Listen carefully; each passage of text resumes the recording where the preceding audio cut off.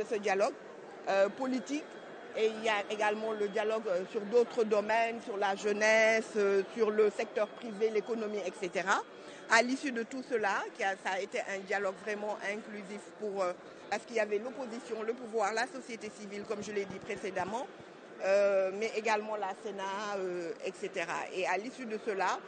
toutes les recommandations qui ont été faites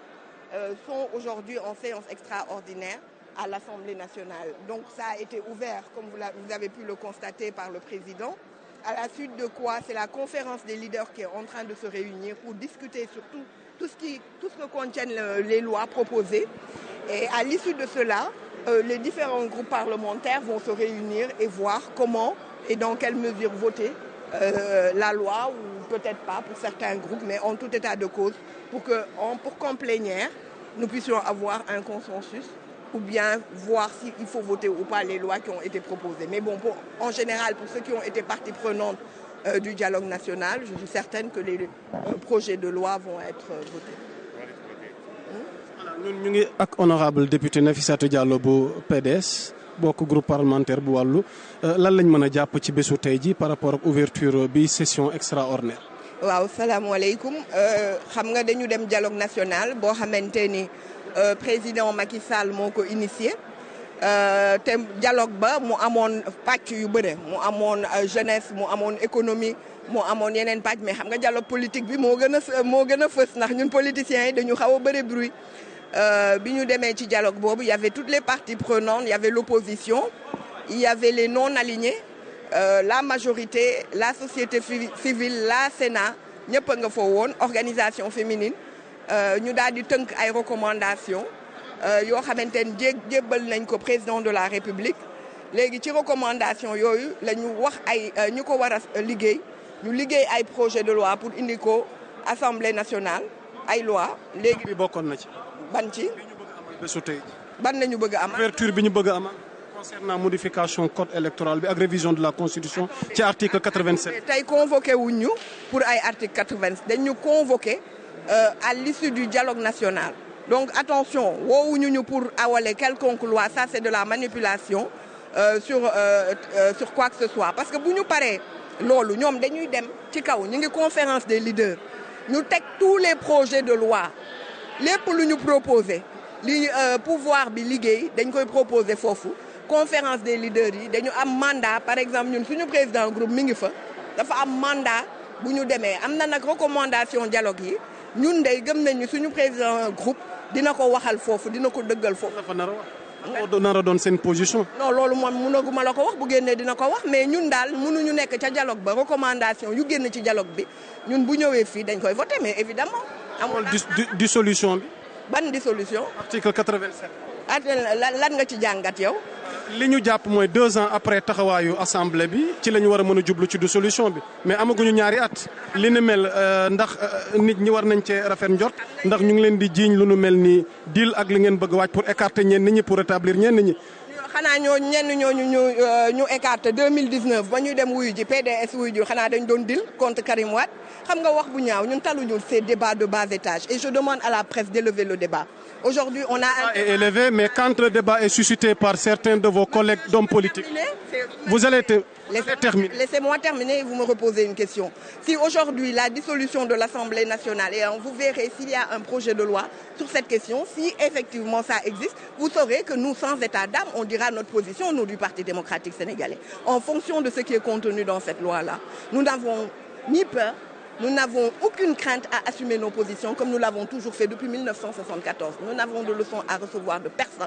personne. Et en fonction de ce qui sera donné comme projet, on verra, parce que le président du groupe parlementaire est à la conférence des présidents, ils verront ce qui se passe. Mais jusqu'à présent, moi personnellement, je ne suis pas au courant qu'on a été saisi par rapport à cette loi. C'est pour ça que je vous disais de faire attention. Donc, tey jii dañu ñëw fii ci Assemblée nationale. Pour recommandation dialogue yi loolu moo ñu indi tey ñu def séance extraordinaire boo xamante ni dañuy ñëw indi les recommandations du dialogue national fii ñu daal di ubbi loolu buñ ko ubbee ba pare tey ni ngeen ko gisee conférence des présidents mooy réunir les groupes parlementaires les présidents etc. pour ñoom ñu waxtaan ci yan projet moo ñëw effectivement à l'Assemblée pardon loolu yooyu nag projet yooyu bu ñëwee ñoom ñoo koy saytu ku nekk dem sa groupe parlementaire waxtaan ne lii ak lii lañ ma saisir lii ak lii ku ne joxe sa position bu boobaa nag ñu mën a jàpp datu plénière boo xamante ne xam naa du génn semaine bi dañuy ñëw voter les lois inhérentes à ce qui a été discuté. ñu ngi lay jaajëfal mu nekkoon honorable député Nafissatou Diallo bu PDS. On va essayer de continuer ce bal de réaction tukkee ci député yi ndax defe naa dégg ngeen kenn ku ne ci ñoom position bi nga taxawee ak li nga xamante ni jàpp nga ni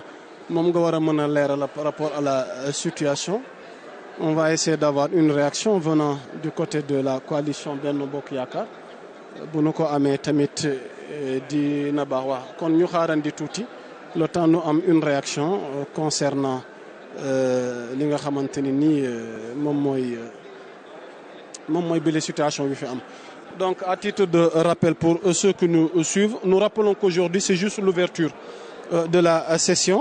Par rapport à cette ouverture, il convient de préciser quelques éléments qui nous paraît très important pour ceux qui nous suivent, qu'aujourd'hui c'est juste l'ouverture de la première session. Maintenant, les députés auront 15 jours pour examiner les textes. Après l'ouverture de la session, le bureau et la conférence des présidents se réunissent pour établir le calendrier de travail. Les textes vont passer en commission technique d'abord, avant d'être examinés en séance plénière. Honorable député, juste une réaction. Voilà, en wolof, on va prendre ensemble, parce que wolof bi sax laa soxla. Ablaye, vous pouvez venir. fàttali ñu tur wi ak présent. D'abord ñu ngi leen di nuyu média bi li am solo mooy yéen a ko gisandoo assemblée nationale tey dañu ñëw en session extraordinaire ku comprendre session extraordinaire mooy l'exécutif ou le président de la république dafa convoquer assemblée nationale pour ñu discuter ci ay proposition yi mu def pas proposition ay un projet de loi bi mu def bu jógee ci dialogue national li am solo mooy loolu tey Sénégalais yëpp ko saluer li Sénégalais yi saluer nag ñun dañ ko war a saluer mais di ngeen gisee bi ñu ñëwee assemblée nationale y a une opposition bu ñu comprendre lan mooy constitution lan mooy règlement intérieur assemblée nationale ñuy def rappel au règlement defuñ ko pour indi lu bees wala indi lu baax dañ ko def pour bloquer mais tey rappel au règlement mënoo ko def ci proposition boo xam ne ni décret président de la république moo ko signé indi ko assemblée nationale loolu muy loo xam ne ni ñu war a jàngat xam xool constitution bi xool règlement intérieur assemblée président su ko indee le bureau de l'assemblée nationale va se réunir immédiatement suñu paree dem commission suba wala ginnaaw suba suñu paree dellu plénière mais li ci am solo wax naa ko ci français wax ji bëri na nañu bàyyi di tiital sénégalais yi nañu bàyyi di indi fitna ci réew mi fi assemblée dara xewu fi xewu fi tey non loolu dégg ngeen loolu lay revenir dara xewu fi nañu li fi am solo lu ñu war a saluer muy générosité président de la république générosité groupe Benno Bokk Yaakaar ñu war a accepter li ñu président proposé jël ko ci dialogue bi mooy ay sénégalais retrouver seeni droits pour nekk ay candidats loolu moo ci am solo Sénégal jàmm jooju consensus bi moo ci ëpp solo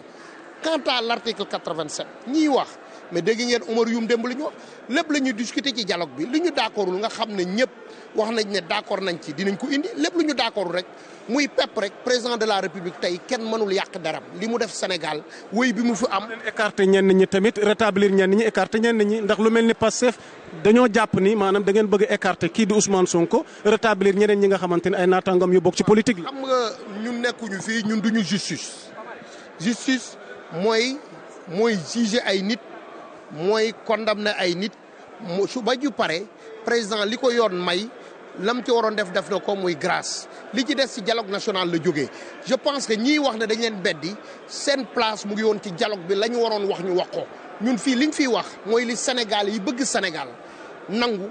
bëgg loolu lañ fi discuter te loolu lañ fiy voté ñëwuñu c'est inclusif bi ñuy woote ñëpp lañ woow duñu woote nag ba pare nga ñuy bëgg dicter lan la ñuy def fii liñ fiy wax war ko adopté mooy li Sénégalais yi waxtaan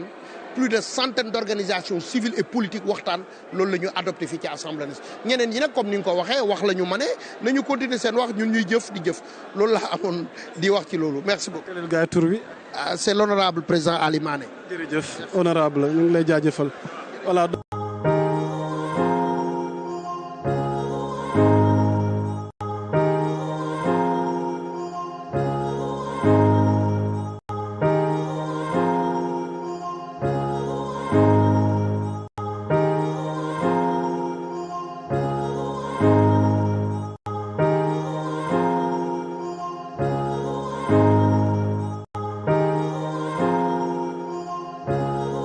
s'est agi d'une séance extraordinaire, rien que cela. Une dernière en français, si vous voulez bien, pardon. Sur ce débat qui a déjà eu lieu sur l'article 87, qu'est-ce que vous en pensez? Alors, on en discutera. C'est une question qui est soulevée. Un député responsable, j'attends d'en discuter en commission technique. Tout projet de loi est bienvenu. Il appartient aux députés de juger de la nécessité et de l'importance que le projet de loi peut avoir sur l'impact des populations. On va en discuter en commission technique et en toute souveraineté, les députés, de quelque bord qu'ils puissent être, prendront toutes les responsabilités, je le pense, pour l'intérêt du Sénégal, pour l'intérêt de la démocratie. Alors je vous demande de prendre un peu votre mal en patience, le temps que le projet de loi arrive en commission technique, qu'on puisse l'exploiter, qu'on puisse prendre aussi la tâche de nos conseillers, parce que ce n'est pas parce qu'on est député qu'on connaît ou qu'on peut détecter tout ce qu'il y a sur un projet de loi qui, par moment, peut contenir des non-dits que le seul député ne pourrait pas appréhender. Je me donne le temps de consulter mon conseiller sur ce domaine pour l'apprécier éventuellement. Je vous donne rendez-vous dans 2 ou 3 jours quand nous aurons terminé les commissions techniques et étayé les Sénégalais sur ce projet pour vous donner la position ou ma position par rapport à ce projet de loi qui suscite beaucoup de discussions au niveau sur la place publique présentement. waaw dama ne li ñu dajale tey ku xamul assemblée déglu rajo yi démb ak tey da ngay yaakaar ni tey la ñuy wote déedéet assemblée doxeewul noonu dañoo nekk li ñuy wax procédure d'urgence ba pare ñu nekk ci li ñuy wax session extraordinaire maanaam ñun ñu ngi woon vacances waaye bu exécutif bi soxlaa am lu mu yaakamte dañuy saisir su boobaa dañuy baral mbir yi loolu mooy procédure d'urgence tey nag ñaari mbir moo waroon am benn ñu fàttali xool ndax li mu député yi teew mat ne ngir ñu mën a waxtaanee wala jébbal wala jéebaane liñ bëgg a waxtaan pour ñu xam ko bi ñu defee li ñuy wax appel nominatif gis nañ ni téeméer ak juróom fukk ak juróom-ñeenti député teew nañ